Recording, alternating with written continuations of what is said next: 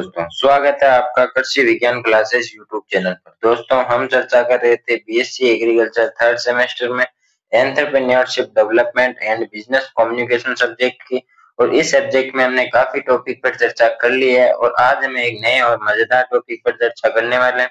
आज का जो हमारा टॉपिक रहने वाला है वो रहने वाला है एंटरप्राइज मैनेजमेंट, यानी कि जो हम उद्यम शुरू करते हैं उसका मैनेजमेंट यानी प्रबंधन हमें किस तरह से करना चाहिए, यह आज का हमारा टॉपिक रहने वाला है। काफी इंपॉर्टेंट टॉपिक है परीक्षा की दृष्टि से भी, इसलिए क्लास के अंत तक जुड़े रहें और अच्छे से नोट्स बनाएं। और दोस्तों, यदि आप इस चैनल पर नए हैं और आपने अभी तक चैनल को सब्सक्राइब नहीं किया तो चैनल को सब्सक्राइब करके बेल आइकन को प्रेस कर दें। और दोस्तों, क्लास को अपने दोस्तों से भी शेयर किया करें ताकि वो भी जो बीएससी एग्रीकल्चर थर्ड सेमेस्टर से रिलेटेड जो स्टडी मटेरियल है उन तक भी पहुंच सके।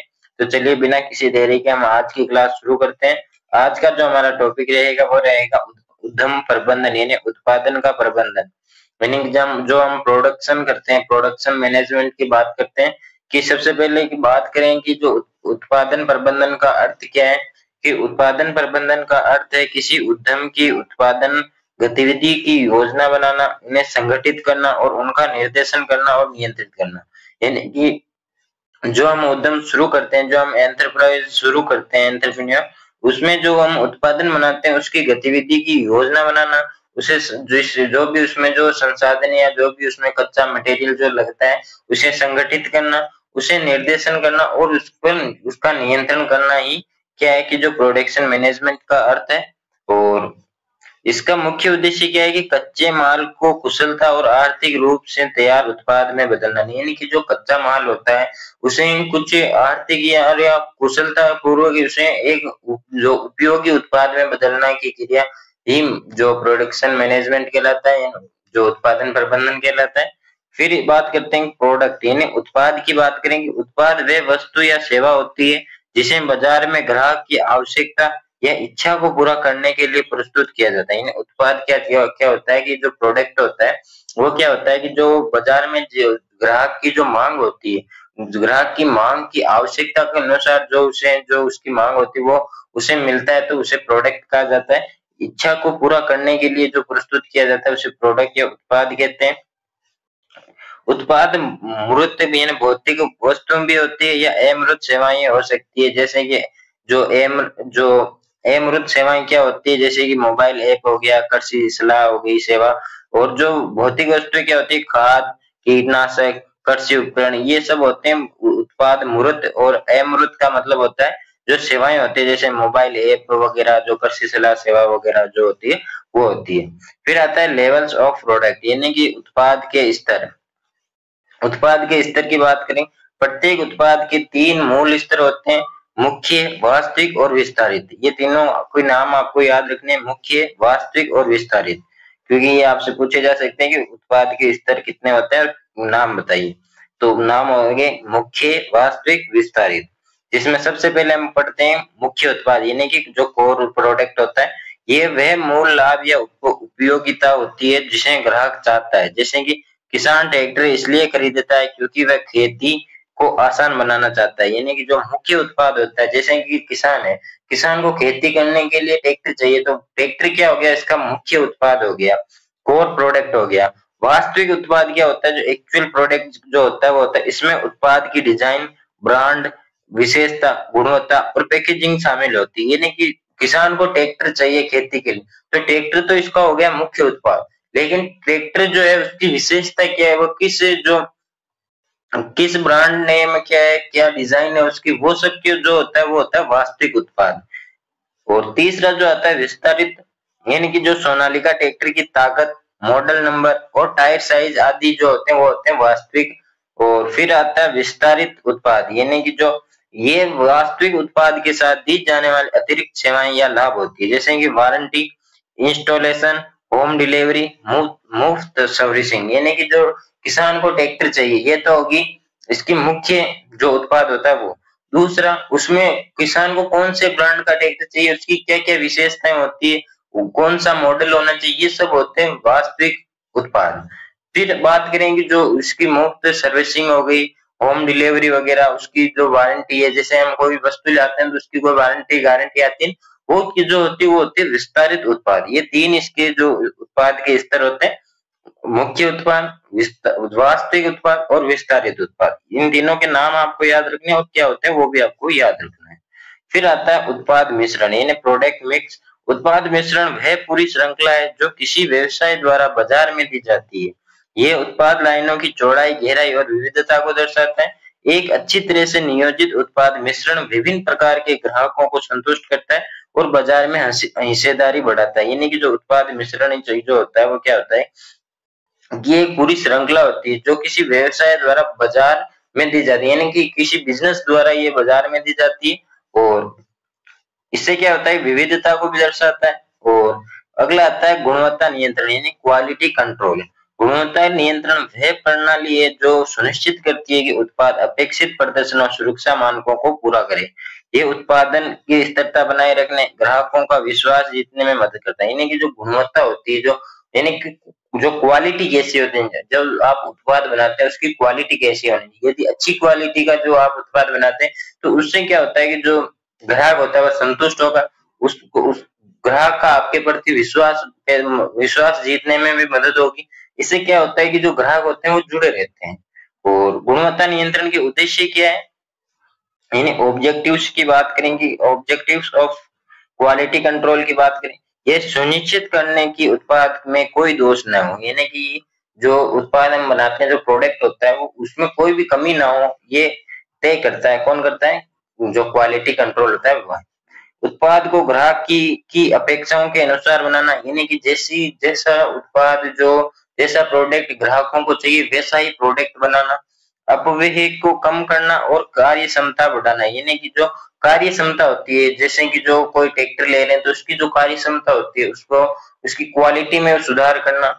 उद्योग और कानूनी मानकों का पालन सुनिश्चित करना, यानी कि जो कानूनी मानक होते हैं उनका भी पालन करना सुनिश्चित किया जाता है। फिर हम बात करते हैं कि गुणवत्ता नियंत्रण की विधियां कौन कौन सी है। हमने बात कर ली कि इसके उद्देश्य क्या है, होता है क्या है। अब इसकी बात करते हैं कि methods used in quality control. तो सबसे पहला आता है कच्चे माल की जांच करना, यानी ताकि खराब गुणवत्ता का माल पहले ही हटाया जा सके। यानी कि जब आपके पास जो फैक्ट्री में मान लो जो भी उद्यान है, जो भी व्यवसाय आप शुरू करते हैं उसमें जो कच्चा माल आता है, उसमें जो कच्चा माल की जांच अच्छे से करनी चाहिए। उसमें जो खराब गुणवत्ता वाला जो कच्चा माल होता है उसे पहले हटा दिया जाना चाहिए। इन प्रोसेस चेक यानी निर्माण के दौरान निरीक्षण करना, हर स्टेप पर गुणवत्ता देखना ताकि अंतिम उत्पाद दोष मुक्त हो। यानी कि हर स्टेप जो होती है उसमें जो उत्पाद होता है, प्रोडक्ट जो होता है उसकी गुणवत्ता चेक करनी चाहिए ताकि जो अंतिम उत्पाद, जो अंतिम प्रोडक्ट जो होता है वो दोष मुक्त हो, यानी उसमें किसी प्रकार का दोष ना हो। फिर आता है अंतिम जांच, यानी कि जो तैयार उत्पाद की पूरी जांच की जाती है, जैसे आकार, वजन, पैकेजिंग। यानी कि जो जब जो प्रोडक्ट होता है वो पूरी तरह से तैयार हो जाता है तब उसकी अंतिम जांच की जाती है कि इसका आकार कितना है, इसका वजन जितना होना चाहिए उतना है या नहीं, इसकी पैकेजिंग कैसी है। और भी हम इसका जो जांच कर सकते हैं जैसे आईसीओ या बीआईएस स्टैंडर्ड के माध्यम से, जैसे आईएसओ या बीआईएस जैसे मानकों का पालन करना ताकि उत्पाद अंतरराष्ट्रीय और राष्ट्रीय स्तर पर मान्यता प्राप्त करे। फिर हम बात करते हैं cost of production, production control, material management. यानी कि कुछ जो कॉस्ट होती है, जो उत्पादन लागत होती है, यानी कि ये क्या होती है, जैसे कि जो हम कोई प्रोडक्ट उत्पाद बनाते हैं तो उसमें कितना खर्चा लगता है। यानी कि जो उससे क्या होता है कि जब आप, जैसे कि आप कोई मान लो कोई नर्सरी लगा रहे हैं तो इसमें एक पौधा तैयार करने में आपको कितना लागत लगता है, उसमें सब इंक्लूड हो जाता है, मिट्टी से लेकर पौधे की कलम, लेबर का सारा उसमें मैनेजमेंट जो सारा उसमें इंक्लूड होता है। उसके बाद इससे क्या होता है कि जब आप उस पौधे को वापस बेचते हैं तब आपको उसकी जो लागत होती है वो मतलब तय करने में आसानी होती है कि हमें इतना इसमें खर्चा लगा दिया और इतना हमें लाभ होना जरूरी है। कि उत्पादन लागत है वह कुल खर्च है जो किसी उत्पाद या सेवा के निर्माण में आता है। यानी कि जो हम उत्पाद बनाते हैं उसका कुल खर्च जो होता है वो होता है उत्पादन खर्च। यानी इसमें कच्चा माल, श्रम, मशीनरी, ऊर्जा और अन्य सामान्य खर्च शामिल होते हैं। उत्पादन लागत के घटक, तो सबसे पहला आता है कच्चे माल की लागत, बीज, उर्वरक, मशीन के हिस्से की लागत आदि। फिर आता है श्रम लागत, यानी जो लेबर होती है, श्रमिकों का कार्य और कर्मचारियों को दिए गए वेतन। फिर आता है इसमें बिजली और ईंधन लागत, उत्पादन में उपयोग की जाने वाले बिजली, डीजल, गैस वगैरह, इनका सबका जो होता है वो आता है उत्पादन लागत के मुख्य घटक होते हैं ये सब, और ये सब उसमें इंक्लूड होते हैं। मूल्यह्रास क्या होता है? समय के साथ मशीनों और उपकरणों के मूल्य में गिरावट, अतिरिक्त खर्च यानी किराया, रख रखाव, परिवहन, पैकेजिंग वगैरह जो होते हैं वो होते हैं अतिरिक्त किराया, या सॉरी अतिरिक्त खर्च। फिर हम बात करते हैं कि जो उत्पादन लागत होती है, जो कॉस्ट मैनेजमेंट, जो कॉस्ट ऑफ प्रोडक्शन होता है, उसका इंपॉर्टेंस क्या होता है, इसका महत्व क्या होता है। तो उत्पाद का विक्रय मूल्य तय करने में मदद होती है, यानी कि आपको जो प्रोडक्ट है उसको आपको कितने रुपए में वापस बेचना है, विक्रय करना है, वो उसमें क्या होती है, आसानी होती है कि तय करने में आसानी होती है कि ऐसा तो मान लो कोई आप जैसे पौधा बनाते हो, उसमें 100 रुपए खर्च हो गए, उस आपने जो उत्पादन लागत है उसका मैनेजमेंट नहीं किया, आपने पता नहीं किया, और आप उस पौधे को 100 रुपए में वापस बेच रहे हैं, तो उसमें आपको लाभ भी नहीं हुआ, हानि भी नहीं हुई। और यदि आप उसको 90 में ही बेच रहे हैं तो आपको उसमें हानि होगी। लेकिन जब आप पहले से ये पता लगा लेते हैं कि आपकी उत्पादन लागत कितनी है, जैसे आपने पौधा तैयार किया तो उसमें 100 रुपए की आपकी लागत लगती है, सारा इंक्लूड करके, लेबर वगैरह, बिजली, पानी वगैरह सब इंक्लूड करके, तो आप उसको आप वापस मतलब तय कर सकते हैं कि आपको 100 से कितना प्रॉफिट कमाना है आपके अनुसार, यानी 150, 100, 200, उसके हिसाब से आप उसका जो विक्रय जो मूल्य होता है वो तय करते हैं। लाभ या हानि जानने में सहायता करता है, कौन करता है? उत्पादन लागत। और फिर आता है इसका महत्व, लागत नियंत्रण और बजट बनाने में सहायक होता है। फिर हम बात करते हैं प्रोडक्शन कंट्रोल इन उत्पादन नियंत्रण। उत्पादन नियंत्रण का अर्थ है पूरे उत्पादन प्रक्रिया को इस तरह से संचालित करना कि वे सुचारू, समय पर और प्रभावी रूप से पूरी हो। यानी कि जो उत्पादन नियंत्रण क्या होता है कि जो हम प्रोडक्ट का उत्पाद बनाते हैं, उसका उत्पादन जो हम करते हैं, उस प्रक्रिया में हमें इस तरह से उसका मैनेजमेंट करना चाहिए, उसे इस तरह से संचालित करना चाहिए कि वो सुचारू रूप से चले। दूसरा, वो समय पर उस जो उत्पाद, जो प्रोडक्ट हमें बनाना है, कितने समय में बनाना है, वो समय पर बन जाए, और प्रभावी मतलब अच्छी क्वालिटी का बने, अच्छी गुणवत्ता का वो प्रोडक्ट बनना चाहिए। फिर हम बात करते हैं ऑब्जेक्टिव ऑफ प्रोडक्शन कंट्रोल, यानी उत्पादन नियंत्रण के उद्देश्य क्या है कि सही गुणवत्ता, सही मात्रा, सही समय और न्यूनतम लागत पर उत्पादों का निर्माण करना। यानी कि जो उत्पादन नियंत्रण क्या होता है कि जो सही गुणवत्ता का और सही मात्रा में, सही समय पर और न्यूनतम लागत के साथ उत्पादों का निर्माण करना इसका उद्देश्य होता है। और दूसरा, हम बात करते हैं उत्पादन नियंत्रण की प्रक्रिया क्या होती है।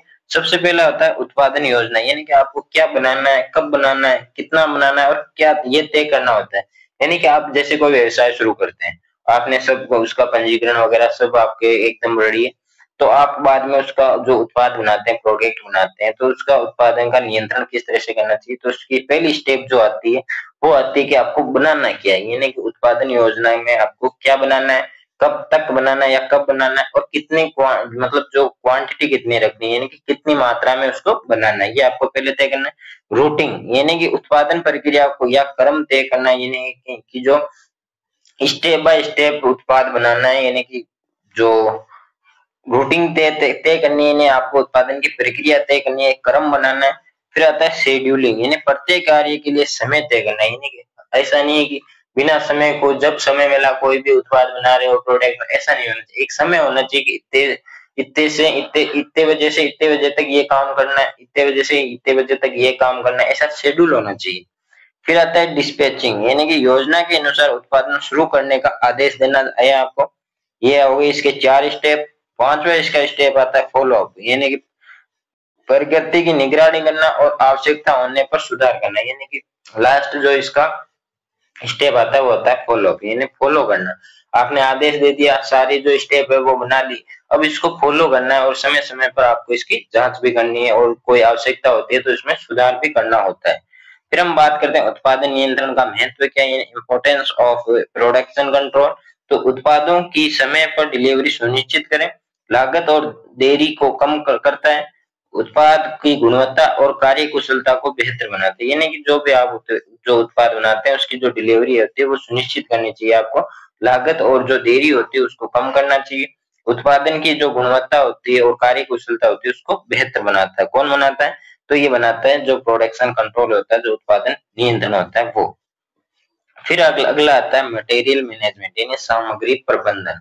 सामग्री प्रबंधन क्या होता है कि सामग्री प्रबंधन में उत्पादन का उपयोग की जाने वाली सामग्रियों की योजना बनाना, खरीदना, भंडारण करना और नियंत्रण करना शामिल होता है। यानी कि जो आप प्रोडक्ट बनाते हैं उसमें कौन कौन सा मटेरियल लगता है, उसका आपको कहाँ से खरीदना है, कैसे उसकी सामग्री की योजना बनानी है, कैसे कहाँ पे उसको भंडारण करना है, उसका नियंत्रण कैसे करना है, ये सब आता है सामग्री जो मैनेजमेंट होता है, जो मटेरियल मैनेजमेंट या सामग्री प्रबंधन होता है उसमें। सामग्री प्रबंधन के कार्य क्या होते हैं इन फंक्शंस ऑफ मटेरियल मैनेजमेंट। तो सबसे पहला इसमें आता है खरीद, इन्हें सही समय पर सही मात्रा में और गुणवत्ता की सामग्री खरीदें। यानी कि जो हम उत्पाद बनाते हैं उसके लिए जो हम पहले जो कच्चा माल खरीदते हैं, रॉ मटेरियल, वो हमें सही समय पर खरीदना है, सही मात्रा में खरीदना है। यानी आपको कितनी आवश्यकता है उतना ही कच्चा मटेरियल खरीदना है, कच्चा माल खरीदना है और गुणवत्ता युक्त आपको सामग्री खरीदनी होती है। फिर आता है स्वीकृति, यानी सामग्री प्राप्त करते समय उसकी जांच और सत्यापन करें। यानी कि जब हम कच्चा माल या लेते हैं तो उसकी जांच करनी चाहिए, उसका सत्यापन करना चाहिए। भंडारण, कच्चे माल और तैयार उत्पादों को सुरक्षित और उचित मात्रा में रखें, उचित भंडारण करें उसका, यानी कि आपको स्टोरेज करना है अच्छे से ताकि वो खराब ना हो। भंडारण नियंत्रण, अधिक या कम स्टॉक से बचने के लिए स्टॉक की निगरानी रखें। यानी कि ऐसा नहीं कि आपकी जितनी स्टॉक या तो बहुत कम स्टॉक रख रहे हैं या इतना स्टॉक रख रहे हैं कि वो आगे सामान भी की जो प्रोडक्ट है वो भी विक्रय हो ही नहीं रहा है, आप स्टॉक करे जा रहे, तो उसका भी मेंटेन आपको रखना चाहिए। फिर आता है जारी करना, इन उत्पादन इकाइयों की समय पर सामग्री की आपूर्ति करना। और अगला आता है इम्पोर्टेंस ऑफ मटेरियल मैनेजमेंट, यानी सामग्री की कमी से उत्पादन में रुकावट नहीं आती है और लागत नियंत्रण में मदद करता है और अपव्यय को कम करता है, बेहतर योजना और सुचारू कार्य प्रवाह सुनिश्चित करता है। यानी कि जब हम जो सामग्री होती है उसका अच्छे से प्रबंधन करते हैं तो उसमें जो उत्पाद होता है, जो सामग्री होती है उसकी कमी से क्या होता है कि उत्पादन में कम रुकावट नहीं आती है। दूसरा, लागत जो होती है उसका नियंत्रण में मदद करता है। तीसरा, जो बेहतर योजना बनाते हैं सुचारू रूप से कार्य प्रवाह को सुनिश्चित करता है। ये आज का हमारा जो टॉपिक था एंटरप्राइज मैनेजमेंट, ये यहाँ पे कंप्लीट होता है। कल हम बात करेंगे पर्सनालिटी मैनेजमेंट, उसके भी एक छोटी सी क्लास होगी, ज्यादा बड़ा टॉपिक नहीं। तो नेक्स्ट क्लास हमारी होने वाली है पर्सनालिटी मैनेजमेंट के ऊपर। तो आई होप आपको ये क्लास अच्छे से समझ आई होगी और क्लास अच्छी लगी हो तो क्लास को लाइक करके चैनल को सब्सक्राइब करके बेल आइकन को प्रेस कर दें। और दोस्तों यदि आप चाहते हैं कि आपको जो पुराने पेपर की पीडीएफ मिले या आपको जो इम्पोर्टेंट क्वेश्चन मिले पीडीएफ के रूप में, तो वो आपको मिलेंगे व्हाट्सएप ग्रुप में। व्हाट्सएप ग्रुप की जो लिंक है वो आपको डिस्क्रिप्शन में दी गई है, तो आप वहां से ऐड हो सकते हैं। और दोस्तों कोई भी डाउट हो तो आप कमेंट बॉक्स में कमेंट कर सकते हैं या हमारे पर्सनल नंबरों पर भी कमेंट कर व्हाट्सएप मैसेज कर सकते हैं। वो नंबर आपको जो ग्रुप है उसमें मिल जाएंगे। तो दोस्तों जल्दी मिलेंगे नए टॉपिक के साथ, तब तक के लिए धन्यवाद। जय जवान जय किसान।